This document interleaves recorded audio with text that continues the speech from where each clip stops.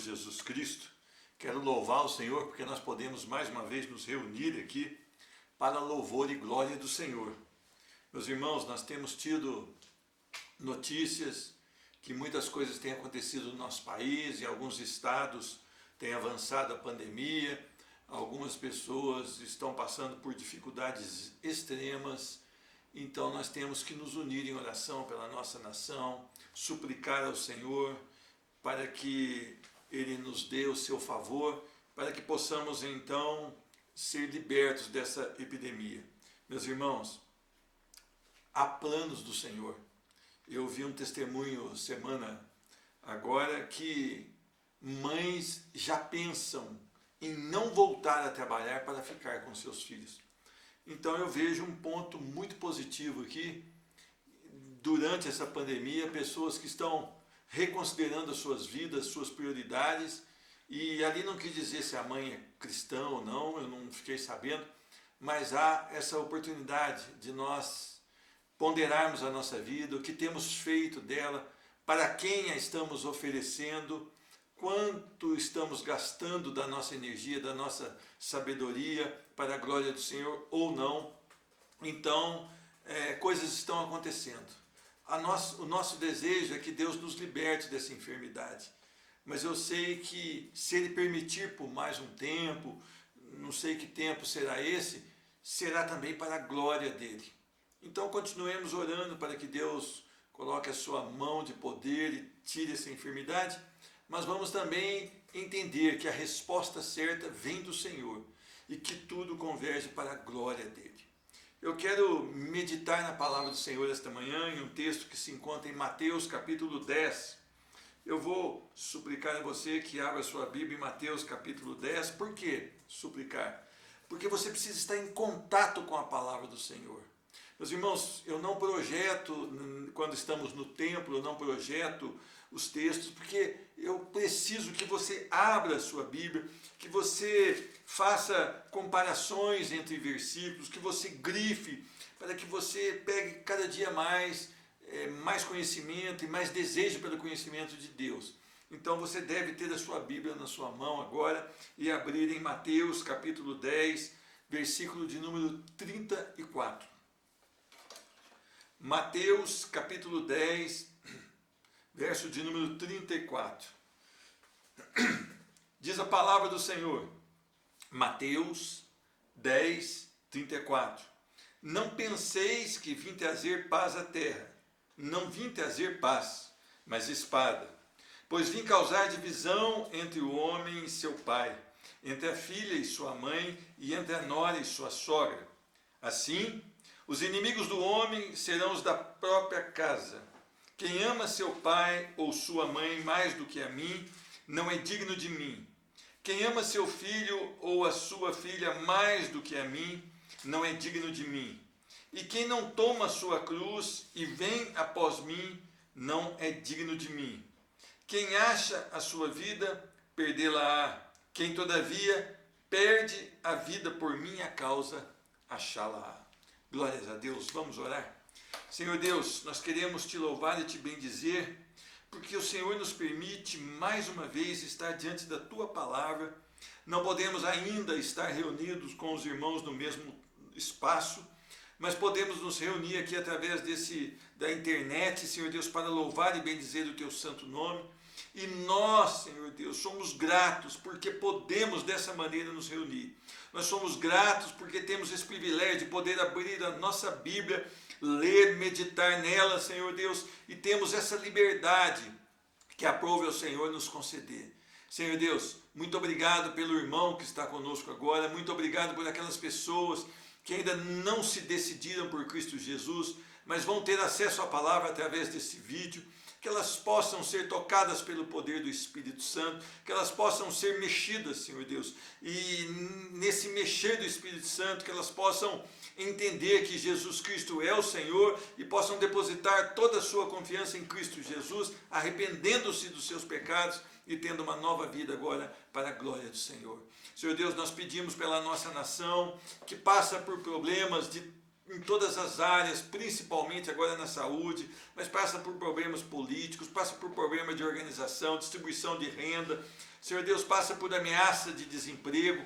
Senhor Deus, nós colocamos essa nação que Tu conheces tão bem, Senhor Deus, que Tu a formaste, Senhor Deus, e nós pedimos que a Tua misericórdia seja derramada sobre ela. Senhor Deus, nós temos pessoas sofrendo, não só aqui nessa nação, mas em todo o mundo, Senhor Deus. Senhor Deus, visita-os com o poder do Teu Santo Espírito, principalmente levando a salvação, Senhor Deus. Porque a salvação não é somente para essa vida, mas é por toda a eternidade. Deus, que enquanto nós estivermos aí ainda, de certa maneira, reclusos, que nós possamos ponderar a nossa vida em Cristo, como ela está, como ela deveria estar, Senhor Deus, e através da leitura da Tua Palavra, que nós possamos chegar a decisões coerentes, Senhor Deus, com a Tua verdade. Faz um milagre na vida de cada irmão, de cada irmã, no nome de Jesus Cristo. Amém e amém. Meus irmãos, quando nós falamos do Evangelho, nós falamos de libertação, nós falamos de um momento glorioso, nós falamos de uma nova vida, uma nova trajetória, a boa notícia que veio para reconciliar o homem com Deus, e isto é maravilhoso, isto é a verdade do Evangelho também. Mas quando nós nos deparamos com esse texto de Mateus capítulo 10, versículos 34 a 39, ele tem um subtítulo, dificuldades. As dificuldades que tem em uma caminhada com Cristo Jesus. Meus irmãos, as pessoas não têm sido admoestadas a respeito das dificuldades.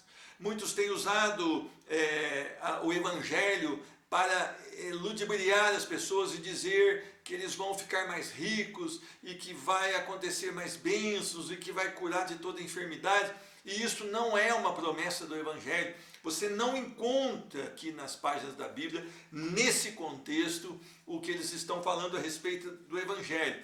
Mas poucos têm orientado a respeito das dificuldades. E o Senhor Jesus, depois de escolher aqui os 12 apóstolos, ele vem explicando como deveria ser a vida deles, como ela encaminharia, como ela deveria ser na dependência dele. Ele chega um momento agora que ele fala sobre as dificuldades.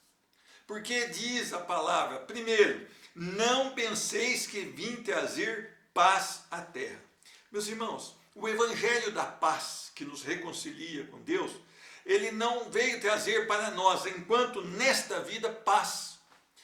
E paz, no que nós queremos dizer aqui? Primeiro, a paz com Deus, ela existe através do Evangelho e nós agora somos aceitos. Nós não somos mais inimigos. Isso é uma verdade.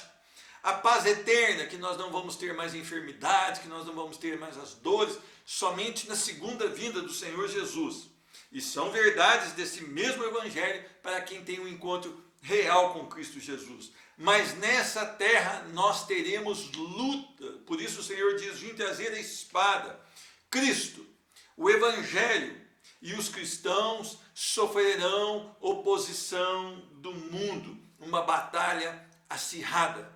As pessoas quando dizem, eu agora tenho Jesus como Senhor, e isso é uma declaração pelo Espírito Santo, ou seja, é uma declaração verídica, é uma verdade, a oposição começa sobre essa vida. Por isso o Senhor está dizendo, não penseis que eu vim trazer paz, e sim a espada. A verdade provoca oposição. Meus irmãos, se nós notarmos desde o começo aqui de Gênesis até Apocalipse, existe uma oposição entre o bem e o mal. Existe uma oposição entre Cristo e o mundo. Existe uma oposição entre a verdade e a mentira. Existe uma oposição entre o que é puro e santo e o que está contaminado com este mundo.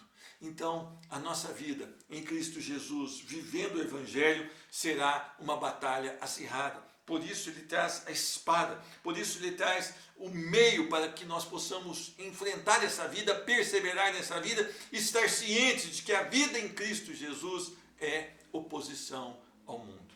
Meus irmãos, essa verdade tão linda que liberta, é a verdade que faz com que nós venhamos a sofrer ataques, injúrias, difamações, calúnias, oposições tão acirradas. O mundo odeia a verdade. Aqueles que não estão em Cristo odeiam a verdade. Então, quando você diz para uma pessoa que está no mundo, olha, o casamento é um só, o homem toma sua mulher e os dois se tornam uma só carne, o divórcio não é algo que Deus projetou para o homem, mas ele existe devido à dureza do coração do homem, as pessoas já estão contra você. Quando nós falamos para a juventude que o namoro deve ser santo, o homem não deve conhecer e ter relações com a sua namorada antes do casamento, aí sim eles têm a autorização do Senhor e vivem uma vida plena no casamento, você se torna o quê? Um problema para o mundo. Quando nós declaramos que o servo fiel, quando ele chega na sua empresa, ele trabalha, ele faz aquilo que o patrão manda, desde que seja algo dentro da verdade também, mas ele trabalha no horário, se começa às 7 e termina às 5, ele vai às 7 e sai às 5, e faz tudo aquilo que ele pode fazer, não como para o seu Senhor aqui na terra, mas como para o Senhor dos céus, e ele faz tudo de maneira excelente, ele já tem problemas no seu ambiente de trabalho. Por quê? Porque o Senhor Jesus, ele diz para nós, através dessa primeira frase, desse primeiro versículo aqui que nós lemos, que ele veio não para trazer paz, mas para trazer espada. Porque quem está em Cristo Jesus é luz, e trevas e luz não podem conviver no mesmo espaço. A luz vai dissipar as trevas. E isso vai ter um grande problema. A verdade, ela vai provocar as pessoas, ela vai contra as pessoas. Quando nós falamos aqui que a palavra diz, olha, lá em 1 Coríntios 6, que certas categorias de pessoas que agem de certa maneira não herdarão o reino dos céus, é a palavra dizendo isso e vai de encontro com aquilo que o mundo não quer ouvir. É interessante, meus irmãos, que as pessoas, elas não suportam a palavra do Senhor por não estarem em Cristo Jesus. Eu vou tentar localizar esse texto. Olha o que diz aqui. 1 Coríntios capítulo 6, a partir do versículo 9, no meio do versículo 9. Não vos enganeis, nem impuros, nem idólatras, nem adúlteros, nem efeminados, nem sodomitas, que é aqueles que mantêm relações homossexuais, nem ladrões, nem avarentos, nem bêbados, nem maldizentes, nem roubadores herdarão o reino dos céus. Tais fostes alguns de vós, mas agora nós vamos mudar um pouquinho aqui a tradução, mas vós fostes lavados, santificados, justificados em nome do Senhor Jesus Cristo e no Espírito do nosso Deus. Então, nós que andávamos segundo a vida desse mundo, o curso desse mundo, que éramos homens e mulheres que tinham prática aqui nesses, vamos dizer, nessas transgressões que nós citamos aqui, agora nós não mais somos dessa maneira. Por quê? Porque nós fomos lavados, santificados e justificados por Cristo Jesus. Veja bem, uma pessoa pode deixar de ser adúltero, pode deixar de ser idólatra, pode deixar de ser beberrão, pode deixar de praticar homossexualismo, de ser efeminado, pode deixar de praticar a mentira, mesmo assim não entrar no reino dos céus. Por quê? Porque não é fazendo isso que você entra no reino dos céus. É melhor explicar. É entrando no reino dos céus que conta quando você, então, abandona essas práticas. Então, eu não abandono para ser salvo. Eu abandono porque eu sou salvo. Eu tenho Cristo no meu coração. Então, meus irmãos, uma pessoa pode abandonar os velhos hábitos, mesmo assim não estar em Cristo Jesus. E chegar no último dia, ela morre, é condenada e lançada no inferno. Por quê? Porque a fé não é, a salvação não é por obras, é pela graça, mediante a fé em Cristo Jesus, para que ninguém se glorie. Eu fui salvo porque eu fiz isso. Não existe essa possibilidade, até porque nós já erramos, estamos condenados. Meus irmãos, a vinda de Cristo a uma casa é muitas vezes a causa de divergência e intolerância dentro dessa própria casa. Veja bem, num país muçulmano, há relatos de que uma menina, uma filha se converte. E quando ela se converte, eu não sei por que forma, se ela declarou, eu não me lembro, ou se o pai descobriu. O pai mora num prédio, o pai foi lá e lançou ela de cima do prédio. Quando o pai lá é mais tolerante, ele coloca o filho para a rua, ou a filha, e esse filho não tem direito a mais nada, e ele vai viver como um mendigo à rua. Isso é ser cristão lá em países que são intolerantes com o cristianismo. Nós aqui temos um problema, talvez a nossa mãe terrena vai deixar de conversar conosco, porque ela vem de uma tradição e ela não aceita que a pessoa saia da tradição. Talvez o pai, talvez o irmão em oposição, que vive práticas do mundo, e vai acontecer também problemas dentro do lar. Mas a vinda de Cristo a uma casa é, na maioria das vezes, problema de divergência dentro da própria casa. E não muito raro, perseguição e coisas até piores acontecendo. O amor a Cristo pode provocar grandes inimizades dentro da própria casa. Meus irmãos, nós precisamos estar cientes que estar em Cristo Jesus não é fácil. A porta é estreita e o caminho é apertado. Então, eu entrei pela porta que é Cristo, mas o caminho continua apertado. Então, nós precisamos já estar cientes disso. Devemos prosseguir em confessar o Senhor, seja qual for a consequência disso. Agora, veja bem, se você não fala para sua mãe que ela está errada na sua tradição, como ela enxerga as coisas de Deus, porque você conhece a verdade, você deixa que ela fique, você não é digno de Cristo Jesus. Você não é digno de Cristo Jesus. Se você entendeu aqui pela palavra que a sua mãe vive um posicionamento em Cristo totalmente equivocado, você tem a obrigação de chegar para ela e falar: mãe, você está errada, porque é antes agradar a Deus do que ao homem. E as pessoas muitas vezes renunciam à fé genuína em Cristo Jesus e na sua palavra. Por quê? Porque colocam a mãe no centro de adoração. Meus irmãos, devemos confessar o Senhor, devemos prosseguir com o nosso testemunho, mesmo que nos custe problemas dentro da nossa casa, no nosso trabalho, em qualquer outro lugar. Você precisa lançar a mão no arado e não olhar para trás, você precisa ir avante, você precisa confessar que Jesus Cristo é o Senhor.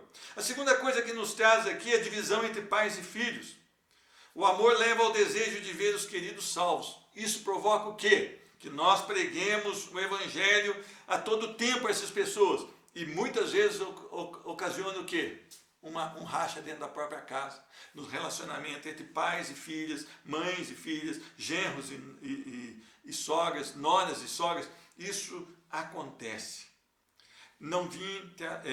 Pois vim causar divisão entre o homem e seu pai, entre a filha e sua mãe, entre a nora e a sua sogra. Por quê? Assim os inimigos do homem serão da sua própria casa. Por quê? Porque Cristo é maravilhoso para nós que fomos iluminados pelo poder do Espírito Santo. Cristo é tudo para nós que tivemos a revelação maravilhosa do Espírito Santo em nossos corações. Então nós o confessamos como Senhor das nossas vidas e nós passamos a viver para a glória desse Cristo ressurreto.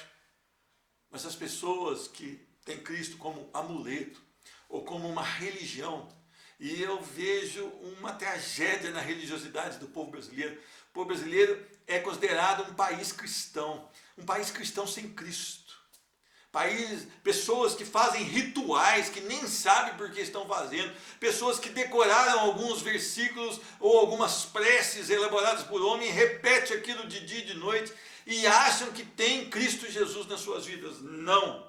Isto vai ocasionar divisão entre pais e filhos. O que vai ocasionar? Quando você realmente está em Cristo Jesus. Porque você quer falar de Cristo Jesus, você quer mostrar o Cristo que você tem na sua vida para essas pessoas e elas vão se tornar intolerantes com você. E isso vai acontecer que hajam fissuras nos relacionamentos dentro da própria casa. É a verdade vezes o pecado, meu irmão.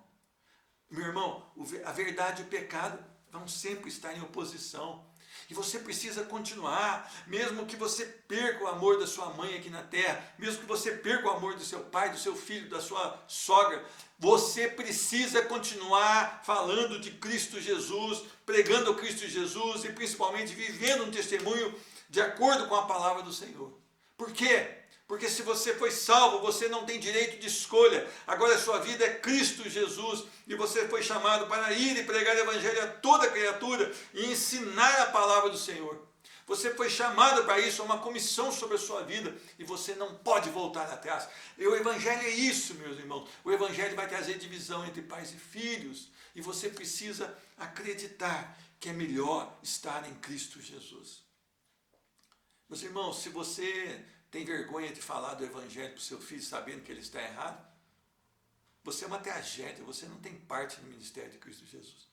Se você sabe que a sua mãe está errada, que ela está indo para o inferno, que ela está religiosa, mas que ela não conhece Cristo Jesus, que você tem a verdade bíblica e você não fala para ela a verdade, você não tem parte com Cristo Jesus. E você tem o mesmo destino que ela, se não se converter, o inferno.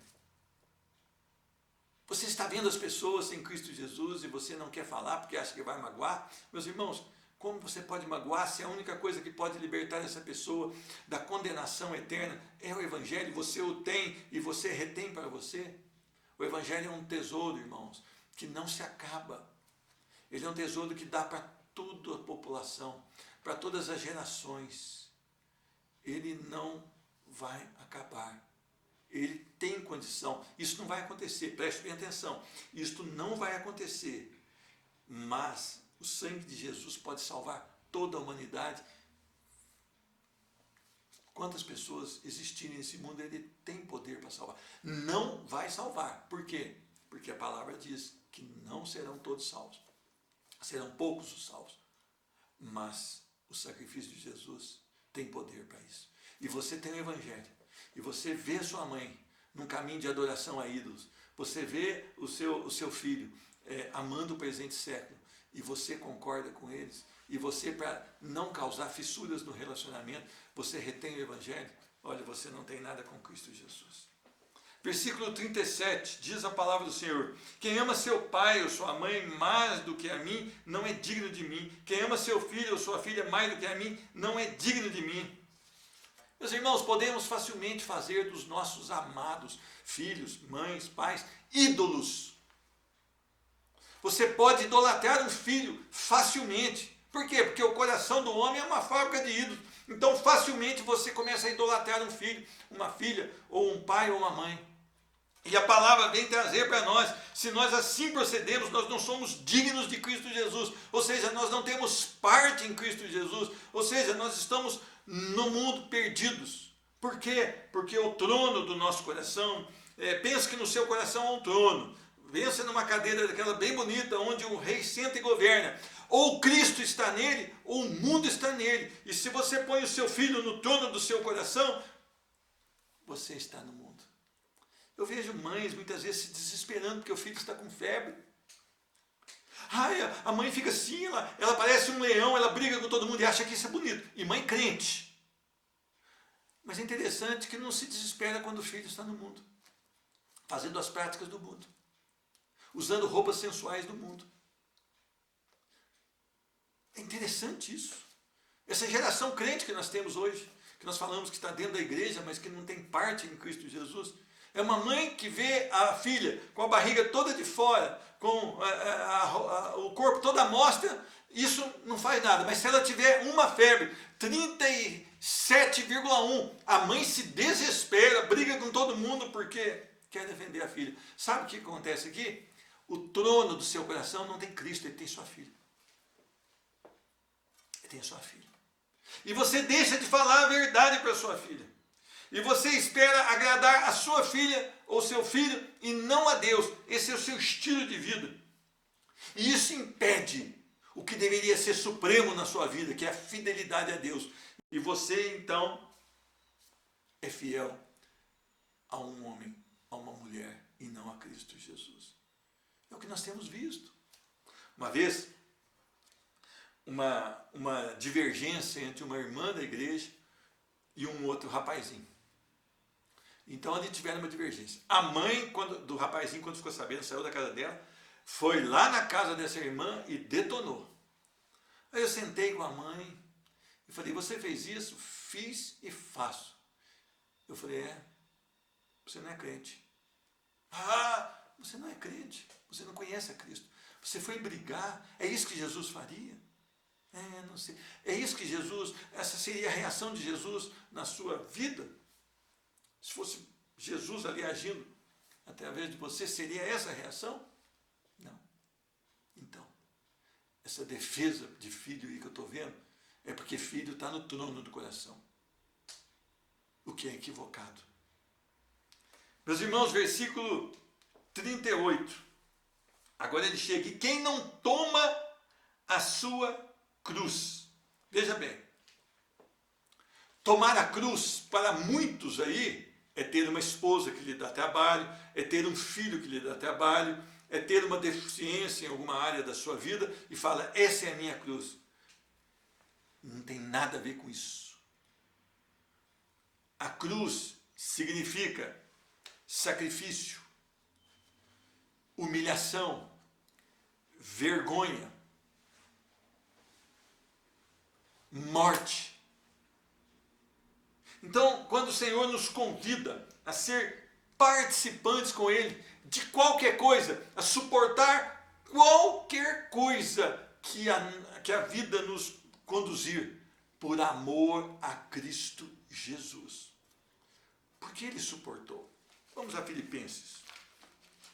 Vamos localizar aqui, com um pouquinho de paciência, nós vamos localizar aqui. Filipenses, capítulo 2. Filipenses, capítulo 2, versículo de número 5. Olha o que diz a palavra. Tende em vós o mesmo sentimento que houve também em Cristo Jesus. Pois ele, subsistindo em forma de Deus, não julgou como usurpação o ser igual a Deus. Então quer dizer que mesmo ele sendo Deus, ele não se agarrou a isso. Antes, a si mesmo se esvaziou, assumindo a forma de servo. Olha que maravilha. Tornando em semelhança de homem. Deus encarnando-se, Deus se fazendo carne. Reconhecido em figura humana, a si mesmo se humilhou, tornando-se obediente. É algo que nós temos dificuldade. Obediência, sendo que a obediência, ela deve ser a primazia da vida do cristão. Obediência. Olha que maravilha. Só obediência pode fazer com que você vá até a morte, morte de cruz. Estar disposto a sofrer qualquer coisa por amor a Cristo. Pelo que também Deus o exaltou sobremaneira e deu o nome que está acima de todo nome. Meus irmãos, o modelo de Cristo deveria impactar as nossas vidas e conduzir as nossas vidas a viver de acordo com o que Ele quer que nós vivamos. Renunciar ao eu é a primeira coisa. Tomar a minha cruz é suportar a vergonha, o opróbrio, é estar pronto para entregar a sua própria vida. Meus irmãos, você precisa entender isso. Ser cristão é isso. Ser cristão é ter Cristo como o melhor da sua vida e viver para Ele por toda a sua vida. Nós não podemos enganar a igreja dizendo que essa vida dividida entre servir o mundo e a igreja, ou servir o mundo e a Cristo, é uma vida que vai dar certo. Não vai funcionar, meu irmão.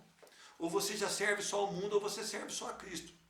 Porque se você tentar servir os dois, você vai ser do mundo. Não há como estar em Cristo da mesma maneira estar no mundo. Meus irmãos, tomar a sua cruz. Então lembre que cruz, vergonha, sacrifício e morte.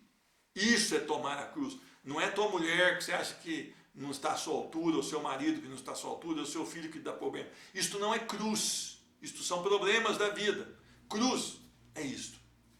E ele diz, é tomar a cruz e vir após mim. Meus irmãos, vir após Cristo é ter uma vida que envolve comprometimento com a sua mensagem, com o seu evangelho e com tudo aquilo que Ele quer que nós façamos. Isto é vir após mim. Meus irmãos, o quanto você tem sido obediente ao chamado do Senhor, o quanto você tem feito aquilo que o Senhor espera que você faça. Muitas vezes nós dizemos às pessoas, você precisa tomar cuidado. Você precisa tomar cuidado, porque você pode estar amando o mundo mais do que a Cristo. Você pode estar amando as coisas desse mundo mais do que a Cristo. Você pode estar se envolvendo com as coisas desse mundo, sendo que Cristo vos chamou para se envolver com as coisas eternas. Tanto é que Colossenses diz, olha para as coisas que são eternas, não as que são aqui da terra. Olhe para a eternidade. A Nova Jerusalém é a nossa morada. Aqui nós somos peregrinos em terra estranha. Então nada pode cativar os nossos corações, a não ser servi-lo onde Ele nos chamar para servi-lo. E da maneira que Ele quiser. Ah, eu quero um lugar que eu fique bem. Não existe isso na carreira da fé. Você não pode mudar de cidade para que você se sinta bem. Você pode mudar de cidade se Deus tem um propósito naquela cidade para a sua vida. Em primeiro lugar, Deus te chamou para estar naquele lugar. Aí sim você pode mudar de cidade.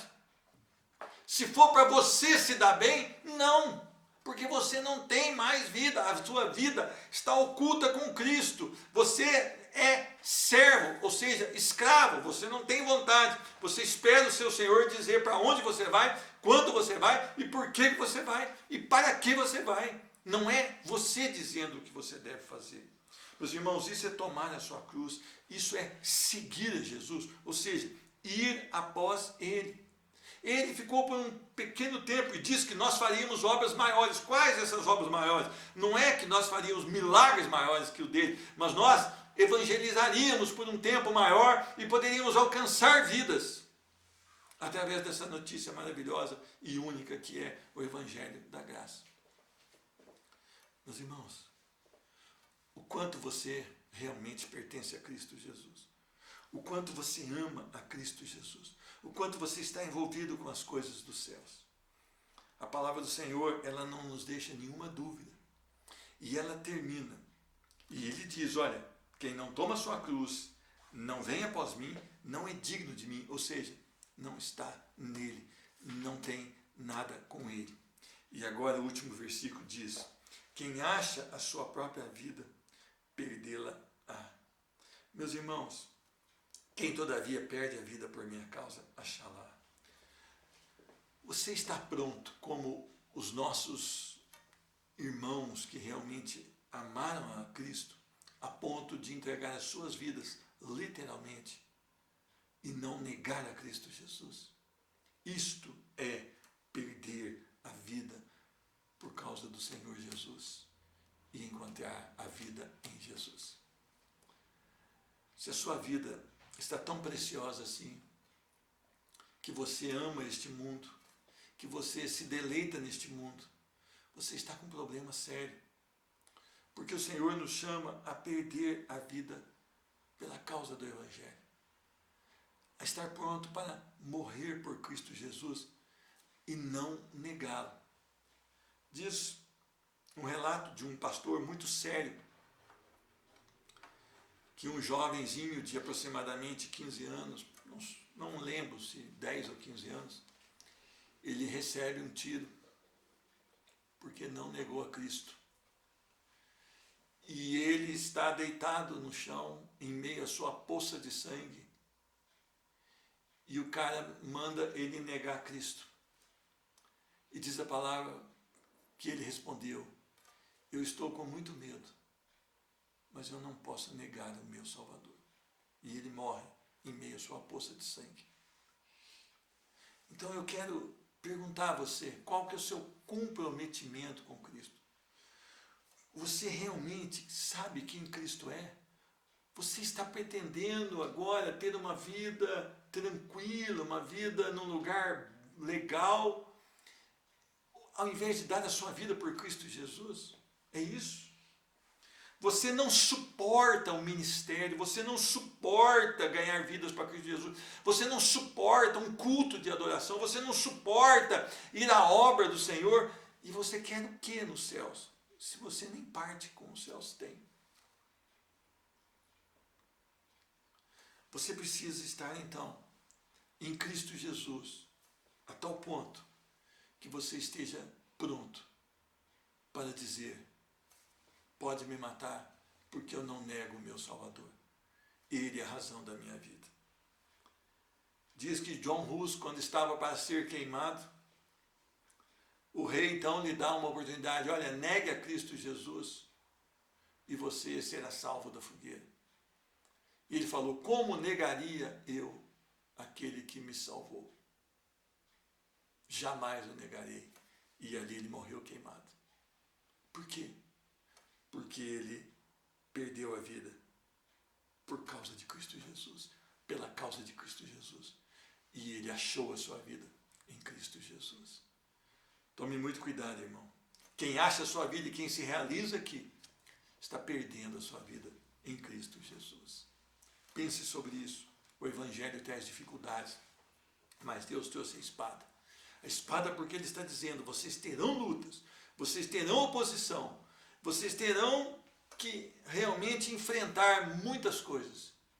Mas lembre-se, quando Ele diz para nós irmos, para nós pregarmos o Evangelho, Ele diz, e eu estarei com vocês todos os dias até a consumação do século.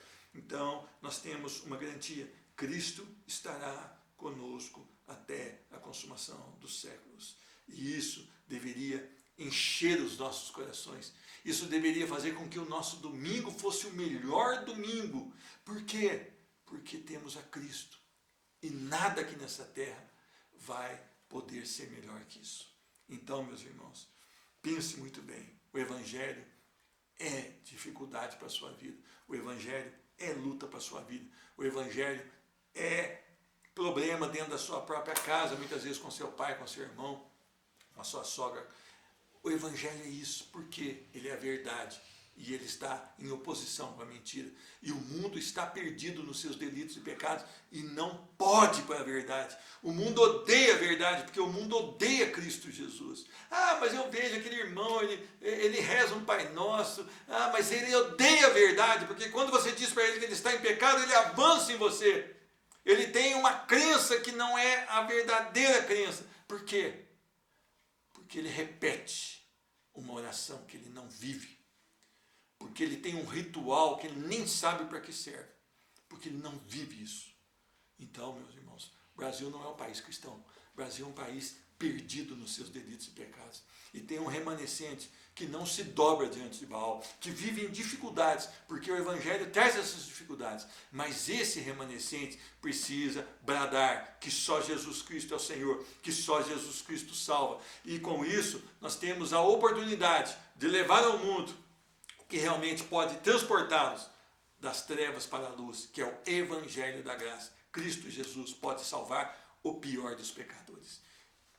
Que Deus te abençoe, que Deus te conforte no nome de Jesus. Vamos orar.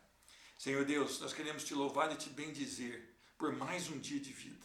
Senhor Deus, nós queremos louvar e te bendizer porque o Evangelho ele pode transformar vidas. Ele pode salvar o mais vil pecador, Senhor Deus. Então nós pedimos no nome de Jesus que a nossa vida seja tomada pela convicção de que Jesus Cristo é realmente o Senhor e que possamos avançar com este Evangelho. Senhor Deus, nos capacita, nos dá, Senhor Deus, o fruto do Espírito, Senhor, principalmente na questão da longanimidade, benignidade, domínio próprio, mansidão, paz, alegria, para que nós possamos, Senhor Deus, de maneira diferente proclamar que só Jesus Cristo é o Senhor. Senhor Deus, que esse domingo seja um domingo onde o seu nome será exaltado através das nossas vidas, que nós sejamos exemplos, Senhor Deus, para exemplos de fidelidade ao mundo infiel, Senhor Deus. No nome de Jesus Cristo, abençoa essa nação, salva essa nação, transforma essa nação, cura essa nação. É a oração que nós depositamos no teu altar, no nome de Jesus. Amém.